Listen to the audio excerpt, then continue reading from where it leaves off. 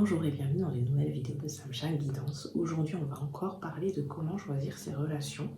Donc, vous avez déjà vu la dernière fois, on a fait l'exercice de la maison, où vous avez créé votre maison pour dire quelles étaient les valeurs que vous voulez voir à l'intérieur, l'amour, la fraternité, etc. On va pas y revenir dessus, on l'a déjà fait ensemble. Ensuite, vous avez mis à l'extérieur de la maison ce que vous ne voulez plus y voir. Donc la trahison, etc., etc. Là, pareil, on ne va pas y revenir. Et ensuite, on avait commencé à aborder les freins qui peuvent survenir dans notre vie et venir ébranler finalement les fondations de notre maison. Parce qu'on a beau savoir ce qu'on veut dedans et ce que l'on laisse dehors, parfois certains groupes, voilà, tels que la famille, les amis, le travail, peuvent venir pour influencer, pour nous influencer, ou en tout cas essayer de nous influencer, parce qu'il n'y a que nous qui pouvons décider de nous laisser influencer ou pas, et qui finalement viennent remettre en cause notre manière de voir les choses, d'entendre les choses, de comprendre les choses, et c'est encore un problème, on va dire, avec la confiance en soi et l'écoute active que l'on se fait par rapport à soi-même. Donc aujourd'hui, nous allons parler du travail. Et c'est parti, allons-y.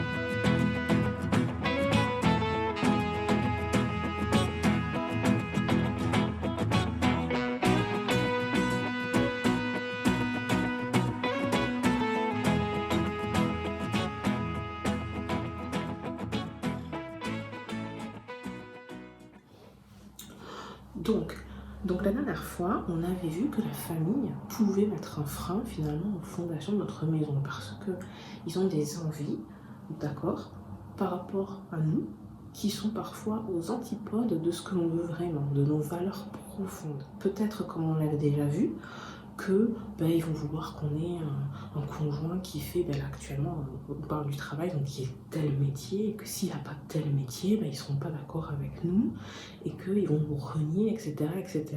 Là c'est pareil, on peut parler du travail, mais j'aimerais quand même parler vraiment du travail. Parce que vous comprenez, en fonction de l'endroit où l'on travaille, il y a un peu, entre guillemets, des règles tacites. Des règles tacites qui peuvent être quoi, par exemple?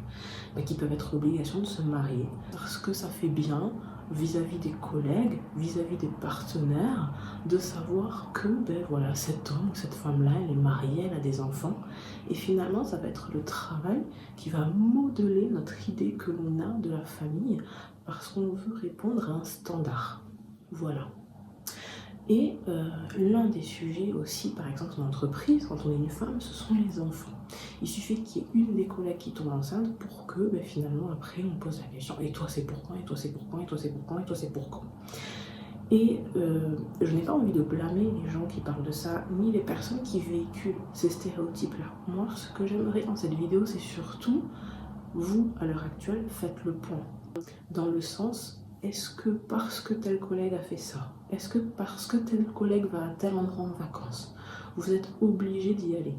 Est-ce que parce que tel collègue mange ça, vous êtes obligé de manger ça? Parce que le travail peut aussi influencer jusqu'à ce que vous allez manger, dans le sens que parfois des discussions de groupe peuvent mettre en lumière certaines habitudes alimentaires des uns et des autres, et certains peuvent se sentir peut-être en minorité et pointer du doigt parce que je sais pas, ils mangent sans gluten, parce qu'ils sont végétariens, parce qu'ils sont véganes, parce qu'ils ont un régime particulier qui leur plaît. Pour autant, ils n'osent plus facilement apporter ce qu'ils ont à manger, ou alors peut-être même qu'ils mangent dans leur bureau pour ne pas être charriés.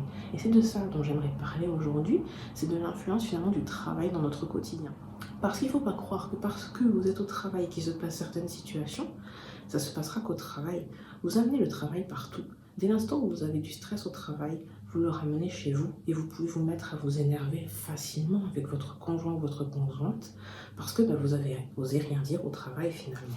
Et par contre, le plus dangereux, ce serait plutôt un modèle familial. Si votre entreprise défend tel modèle et que vous êtes complètement aux antipodes parce que vous ne voulez pas vous marier, vous ne voulez pas avoir d'enfants, vous ne voulez pas finalement suivre entre guillemets ce diktat-là, vous pouvez vous sentir exclu, vous pouvez même vous voir refuser des promotions. Et effectivement, il faut quand même l'accepter, le voir et le signaler. Bon. Après, comme d'habitude, c'est en votre âme et conscience. Mais surtout, ne vous voilez pas la face, ne vous cachez pas les yeux. Parce que si vous savez que vous faites ça, que vous faites telle ou telle action pour avoir une promotion, pour avoir une augmentation de salaire, au moins soyez honnête avec vous. Parce que le fait d'être malhonnête avec vous pourra vous causer, à plus ou moins long terme, beaucoup de souffrance intérieure, beaucoup de mal et beaucoup de maux physiques aussi parfois. Donc cette vidéo était une courte vidéo, mais juste pour vous demander cette simple question: est-ce que votre travail influence au quotidien votre manière de vivre? Est-ce que votre travail finalement vous empêche d'être qui vous êtes? Est-ce que votre travail vous oblige à adopter des comportements qui sont contraires à vos valeurs? Ce sont les questions que je vous pose aujourd'hui et je vous propose d'y répondre dans un carnet pour vous mettre au clair par rapport à vous-même, par rapport à vos pensées et par rapport à vos besoins.